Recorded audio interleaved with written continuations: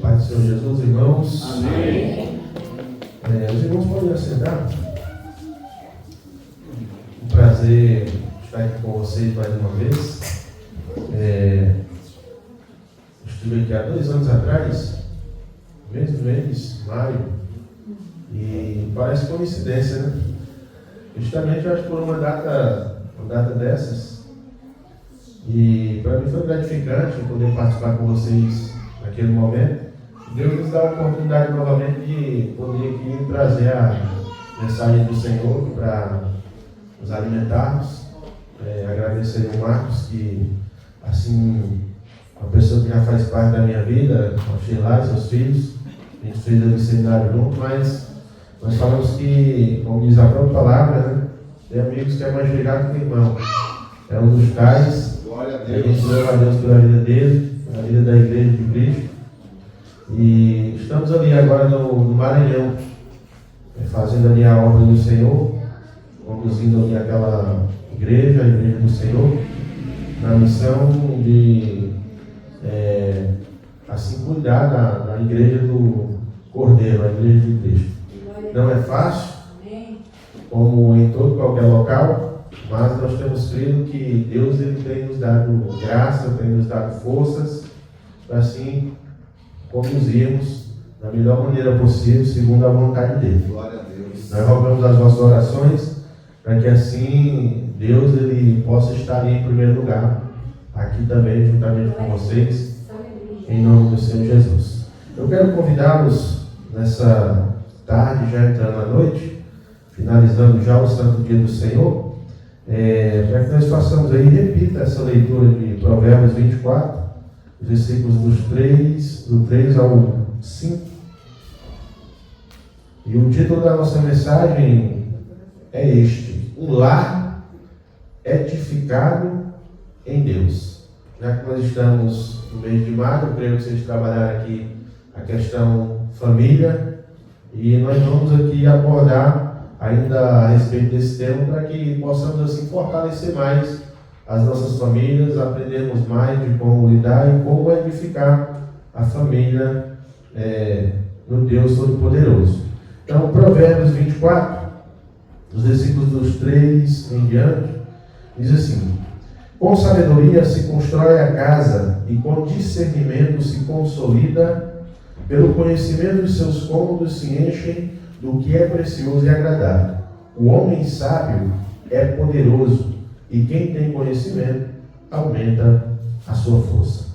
Bendito Deus e Pai soberano, em nome do Senhor Jesus, eu te dou graças nesse momento, eu te peço, meu Senhor, que o teu Santo Espírito me guie, que o teu Santo Espírito me use para tomar a igreja aqui, Senhor, neste lugar. Derrama o teu santo poder, e que o teu povo seja alimentado com esta palavra, para a tua honra e para a tua glória, Senhor.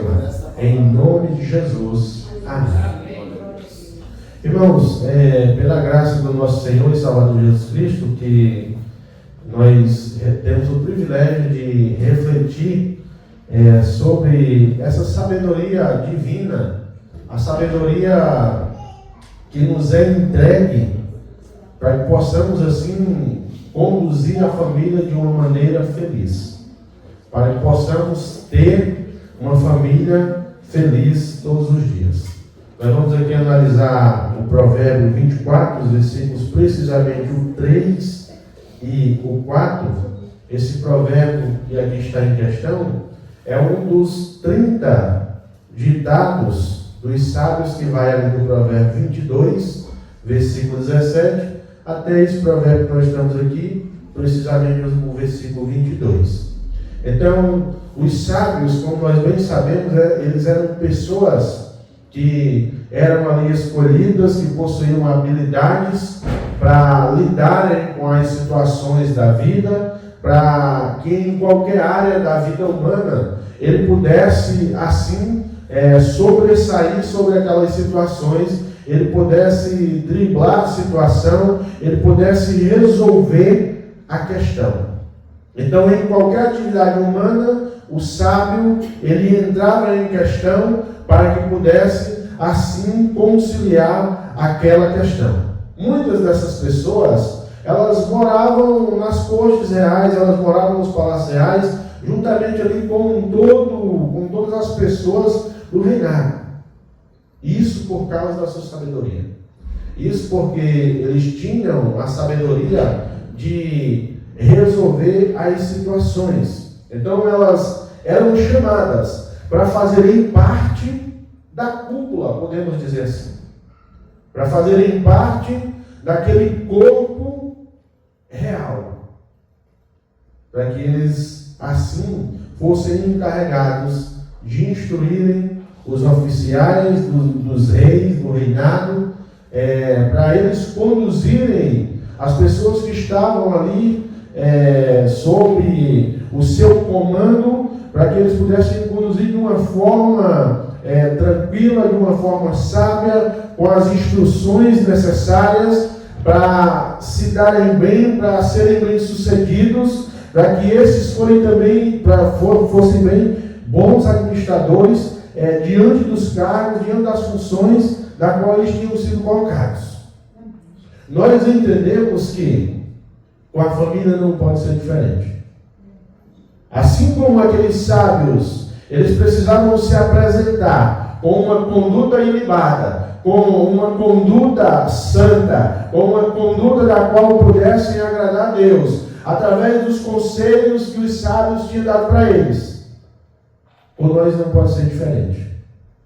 Chefes de famílias, esposas, esposos, filhos, essa instituição da qual Deus ele institui lá no princípio, nós também precisamos dessa sabedoria, nós precisamos desse entendimento, para que possamos assim liderar, para que possamos assim conduzir a igreja chamada família, na qual está lá do seu lado. Nós temos que ter esse lar edificado em Deus. Então estes homens, eles consideravam, eles estudavam, eles organizavam os provérbios para ensinar a sabedoria ao povo. Você pai, você mãe, nós, chefes de família, nós precisamos também considerar a sabedoria da qual Deus nos dá. Nós precisamos organizar aquilo que Deus tem nos entregado. Nós precisamos a cada dia estudar a própria palavra do Senhor, para que assim a nossa família ela esteja edificada em Deus, para que o nosso lar ele seja um lar edificado em Deus. Viver família nos últimos dias não tem sido fácil. Nós temos vivido uma inversão de valores, em que eu e você nós já não sabemos quem é pai, nós já não sabemos mais quem é mãe, nós já não sabemos mais quem é filho. Tem existido uma inversão. Paulo ele coloca os Efésios e ele distribui os papéis detalhadamente, os papéis de cada um. O que o filho deve fazer, o que o pai deve fazer, o que a mãe deve fazer, o que os membros do corpo chamado família precisam fazer para que o lar esteja edificado no Senhor. Este provérbio da qual nós estamos aqui analisando, ele é o 20º dentre os 30 ditados. Este ditado em questão, ele trata de apresentar como é possível edificar uma casa vitoriosa e abençoada. Ele mostra que apenas não é edificado em Deus, é que pode prosperar. Quando nós falamos que pode prosperar, nós não estamos falando aqui de prosperidade material, de riquezas materiais, de dinheiro. Nós não estamos falando simplesmente disso. Mas nós estamos falando de prosperidade espiritual, da qual você pode olhar para a sua família e dizer: esta é a família, como Josué falou lá no capítulo 24 do seu livro: eu e a minha casa serviremos ao Senhor. Nós estamos falando de prosperidade dessa maneira, a prosperidade em que sua família ela possa viver verdadeiramente os princípios bíblicos da palavra de Deus, e as pessoas que estão lá fora olhem e digam: esta é a família que eu tenho como exemplo. Que a igreja olhe e possa dizer: esta é uma família exemplar, da qual eu vou seguir os passos deles, porque eu vejo Deus operando na vida deles. Nós estamos falando desse tipo de prosperidade. É disso que nós trataremos aqui hoje. Esse texto, ele vai trazer para mim e para você, pelo menos, 2 ensinamentos para que a minha e a sua família, ela possa estar edificada em Deus. Para que o nosso lar, ele possa estar edificado em Deus. E assim nós temos a família feliz da qual todos nós queremos. O primeiro ensino, a chave de um lar edificado em Deus. O texto ele vai dizer que com sabedoria se edifica a casa. Não adianta nós buscarmos edificar a nossa casa em uma outra questão. Não adianta buscarmos edificar o nosso lar em um outro ensinamento. Não adianta, mas somente na sabedoria a sua casa vai poder ser edificada. A grande chave para um lar abençoado, próspero, edificante, é a sabedoria e não a sorte. As pessoas têm pregado por aí e têm dito: o meu filho, ele é um filho exemplar. O meu filho, ele não sai de casa. O meu filho é um garoto tranquilo. E diz: eu tenho sorte por isso. Nós não temos sorte quando se trata das coisas espirituais. Família é uma instituição que nós consideramos divina. Família é uma instituição que nós consideramos bíblica. E quando se trata de algo bíblico, não existe sorte. Existe alguém que sustenta, existe alguém que conduz, existe alguém que realmente faz com que ela possa prosperar, ser abençoada e edificada. Esta pessoa é o próprio Deus, que nos entrega a sabedoria, para que você, como chefe de família, juntamente com todos os membros, possa cada dia conduzir o seu lar e este ser edificado no Senhor. É importante nós entendermos o que é sabedoria no livro de Provérbios. Sabedoria, de acordo com o livro de Provérbios, ela tem a ver com dominar da arte de viver habilidosamente o nosso cotidiano. Viver nos dias atuais, como já citei, não tem sido fácil. Não tem sido fácil. Nós temos esquecido os princípios. Nós temos esquecido aquilo que Deus tem ditado para nós desde os primórdios.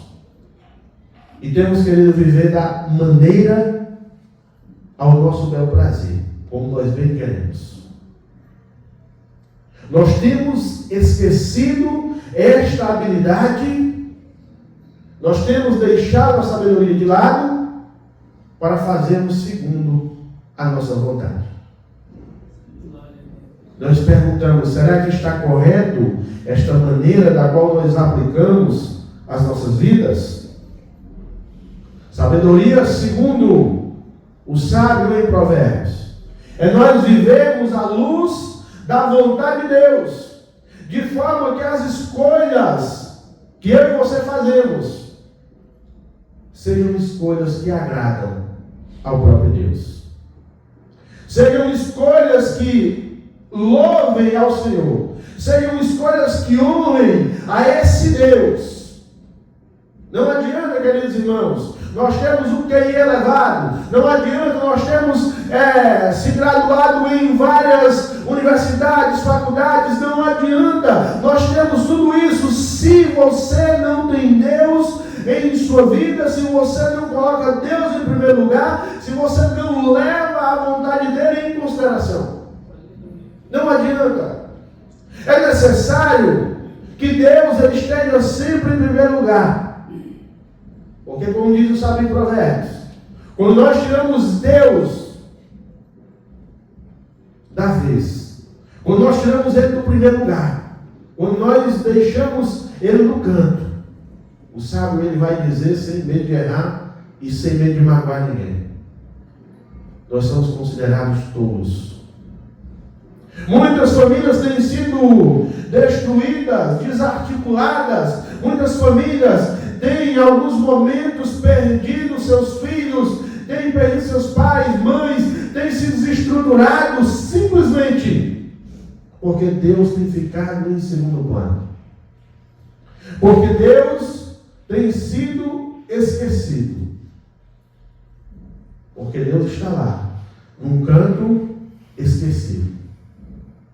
Enquanto todas as decisões precisariam ser tomadas de acordo com a vontade de Deus.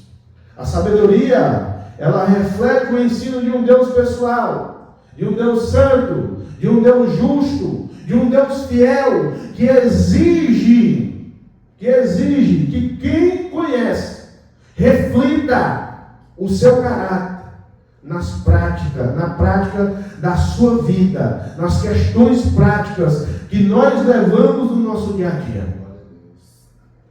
Não adianta nós dizermos que somos servos de Deus se nós não fizermos a vontade dele.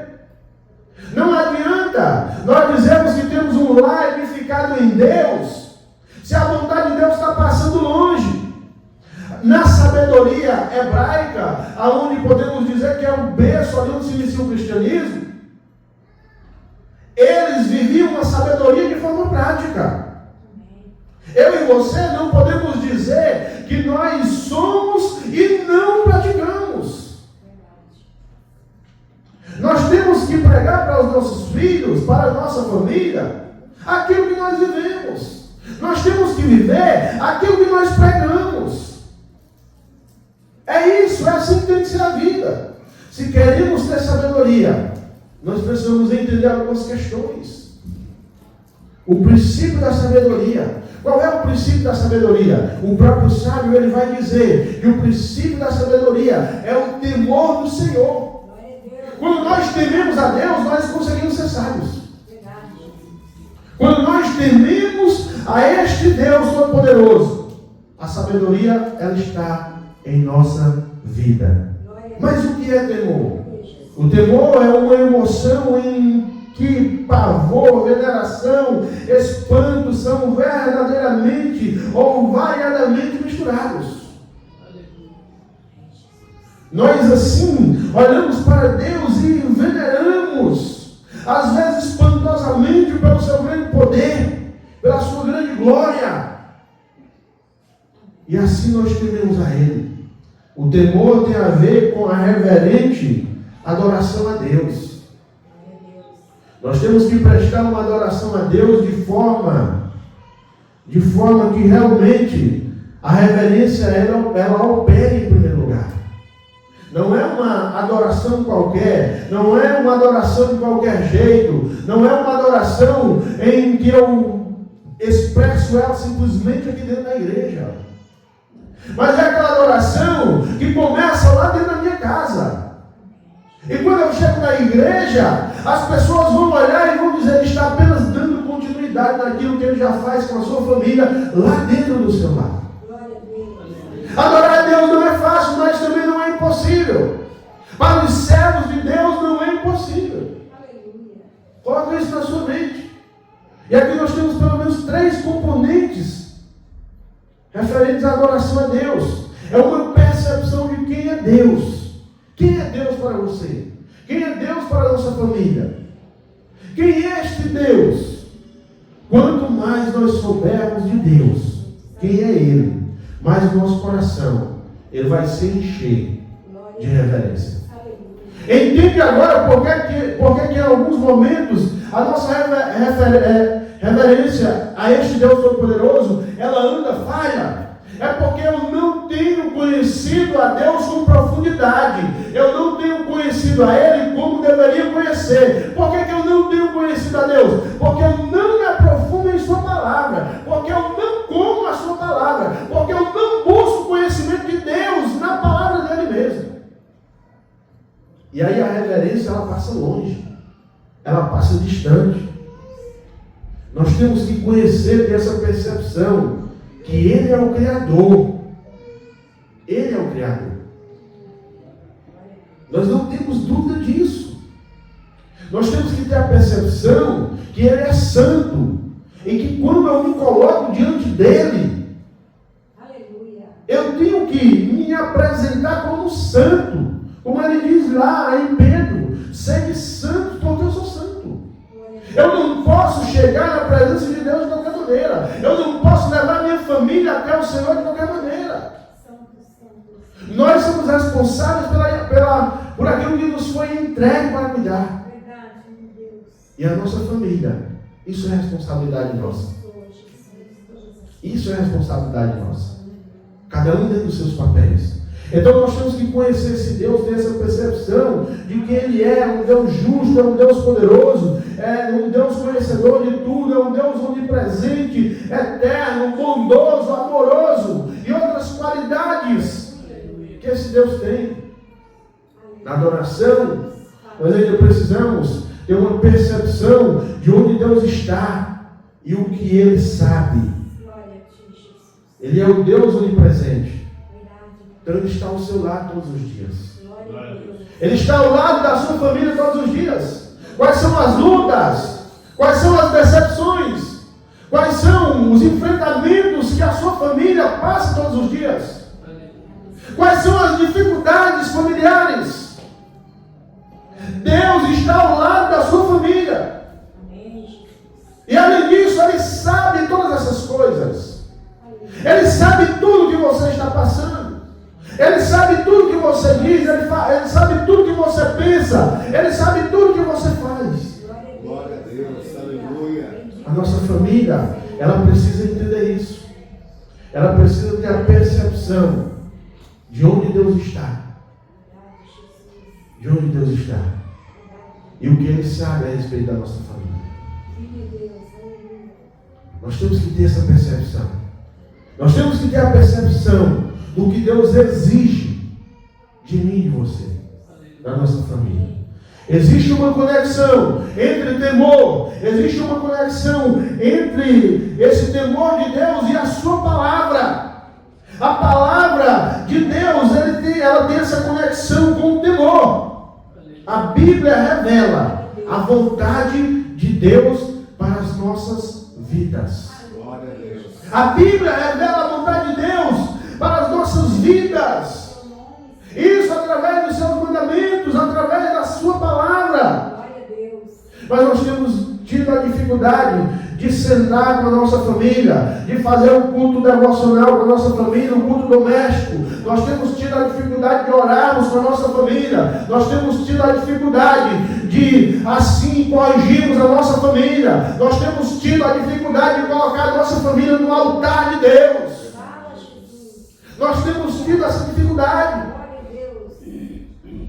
Isso tudo porque a palavra, ela revela qual é a vontade de Deus, mas nós não temos buscado. Nós não temos buscado.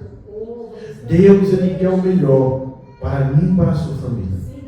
Ele quer o melhor. Mas o que é que nós temos feito para que esse melhor de Deus, Ele seja vivido pelas nossas famílias?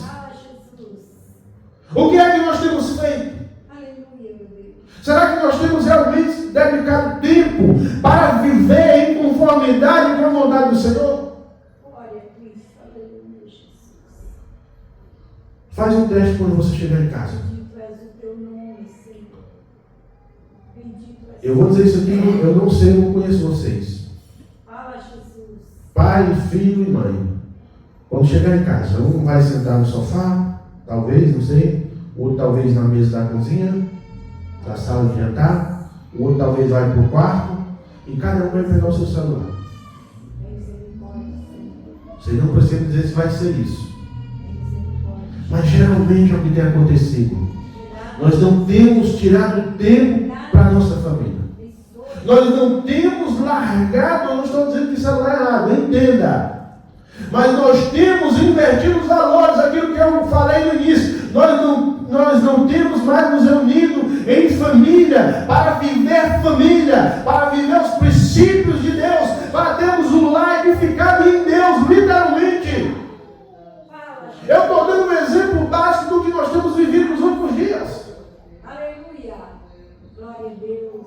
Nós temos vivido de uma forma que Deus tem olhado. E posso dizer que em alguns momentos Ele não tem se agradado que nós como família. Oh, Senhor, tem misericórdia. Nós temos que acordar. Nós temos que despertar. Viver à luz da pessoa, presença e presença de Deus, é a única maneira de estar no caminho da sabedoria. É a única maneira de estar no caminho da sabedoria. A única maneira de viver a vida da maneira de Deus. É a única maneira. Temer a Deus é viver a vida como realmente ela é. É viver a vida como realmente ela é. E aqui eu deixo a reflexão para vocês. Qual deve ser a vida do servo de Deus? Qual deve ser a vida da família cristã? Nós temos que encarar ela na realidade do que deve ser. Fonte de sabedoria. Provérbios 2, do 4 ao 6, vai dizer dessa maneira: se procurar sabedoria como se procura a prata, e buscá-la como se busca um tesouro escondido, então você entenderá o que é temer ao Senhor e achará o conhecimento de Deus. Pois o Senhor é quem dá sabedoria, de sua boca procedem o conhecimento e o discernimento. Pastor, onde é que eu vou encontrar essa sabedoria? Aqui está, a palavra está dizendo. Se você procurar, se você buscar, como busca prata, como busca o tesouro escondido, você vai entender o que é o temor do Senhor. Você vai ter sabedoria em sua vida. E aí nós corremos lá para Tiago. Aí o Tiago vai dizer: você quer sabedoria? Pega quem tem sabedoria para te dar, meu irmão. Pega a Deus. O negócio é que nós não pedimos sabedoria. É mais fácil nós recorrermos aos nossos próprios recursos. E esquecemos de pedir a quem é a fonte verdadeira da sabedoria. Está errado você se capacitar, está errado você buscar conhecimento, não está errado. Você deve fazer isso. Mas eu quero dizer para você que a verdadeira fonte de sabedoria, em primeiro lugar, é Deus. É Deus. Você pode pegar os melhores livros sobre família, o melhor conhecimento sobre família que tiver aí no mundo, no secular, a Bíblia vai bater de 1000 a 0. A Bíblia vai bater de 1000 a 0. A verdadeira sabedoria está em Deus e em sua palavra. Se nós quisermos sabedoria, nós precisamos obedecer à vontade de Deus. Não existe outro caminho. Não existe. Eu mentiria para vocês se eu falasse aqui: não, nós temos esse outro viés, nós temos esse outro caminho, nós temos essa outra opção. Não existe outra opção para obtermos a verdadeira sabedoria. Somente em Deus. Os filhos precisam ser criados de acordo com a vontade de Deus. As diversões são pensadas de acordo com a vontade de Deus. O planejamento familiar precisa estar de acordo com a vontade de Deus. E aqui eu exemplifico dizendo assim, perguntando, melhor dizendo: quem daqui faz aquele seu orçamento familiar com a planilhazinha ou até mesmo no caderno escrevendo, colocando as contas para seguir aquele roteiro? Tem alguém aqui? O irmão lá, mais outro lá atrás, a irmã. Então assim, o irmão, lembra de uma coisa: não tem o seu dízimo? Cara, pega o seu dízimo e coloca lá no início, o dízimo não é contra, entende isso aqui? É uma devolução que nós estamos devolvendo, já é de Deus. Os 100% é dele. Nós estamos devolvendo só 10% pela misericórdia e graça dele. Pega o seu dízimo e coloca lá, na primeira parte lá da planilha ou do caderno, coloca lá o seu orçamento familiar. Tudo que a família for fazer precisa ser segundo a vontade de Deus. Até a diversão que você vai organizar, faz segundo a vontade de Deus. Nós não podemos perder isso de vista. O segundo ensinamento, da parte para o final, são as marcas de um lar edificado em Deus. Nós apresentamos aqui pelo menos 3 marcas. A primeira é um lar crescente. Nós precisamos edificar a nossa casa. É com Deus que se edifica a casa. E aí nós entendemos. No lar que é crescente, entende isso aqui, ó. O marido cresce, a esposa cresce, os filhos crescem e todos crescem juntos. Não existe divisão. Não existe pensamentos chegando à conclusão, pensamentos diferentes. Nós vamos discutir em família? Vamos. Nós vamos levantar questionamentos? Vamos. Mas no final nós temos que concluir com a mesma visão, em comum acordo, em um coletivo, em um colegiado. E esse colegiado ele precisa estar segundo a vontade de Deus, para que todos os membros da família possam crescer juntos.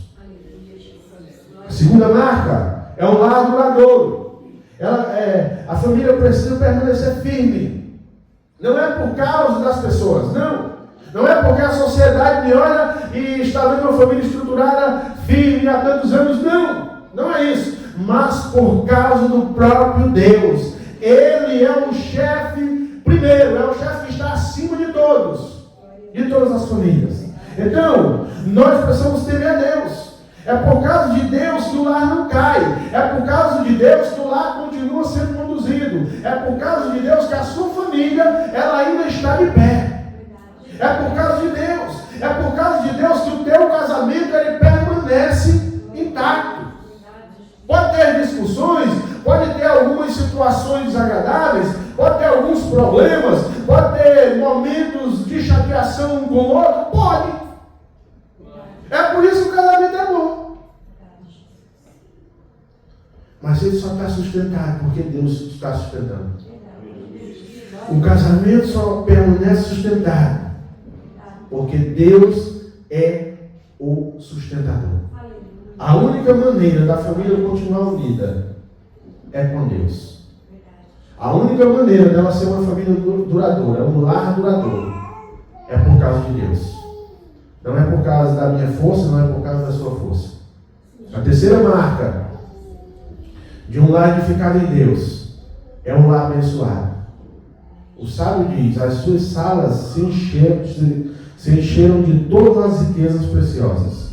Se eu e você quisermos experimentar as bênçãos de Deus, a satisfação, somente com Ele. Não adianta você tentar em uma fonte lá fora. Não adianta você buscar em um outro local. Não adianta você querer ir comer num restaurante diferente. Não. A fonte é Deus. O lar, ele é abençoado no Senhor. Ele é abençoado no Senhor. A pessoa sábia é aquela que constrói a sua casa em Deus. É aquele que edifica a sua casa no Senhor. Deus é o fundamento. Deus é o fundamento. Deus é tudo. A vontade e os mandamentos de Deus é quem dá o direcionamento para todas as decisões da nossa família. Que Deus em Cristo nos abençoe. Vamos ficar de pé. Vamos orar pela nossa família nesse momento. Que você possa apresentar a sua família ao Senhor, para que Ele continue sustentando a cada dia. Amado Deus, nós te damos graças, meu Senhor, pelas nossas vidas, pela nossa família, pelo lar na qual nós cremos que está edificado em Ti, meu Pai. Eu oro aqui pelas famílias que estão presentes neste momento, meu Pai. E peço que o Teu santo poder seja derramado sobre a vida de cada um, sobre a vida de cada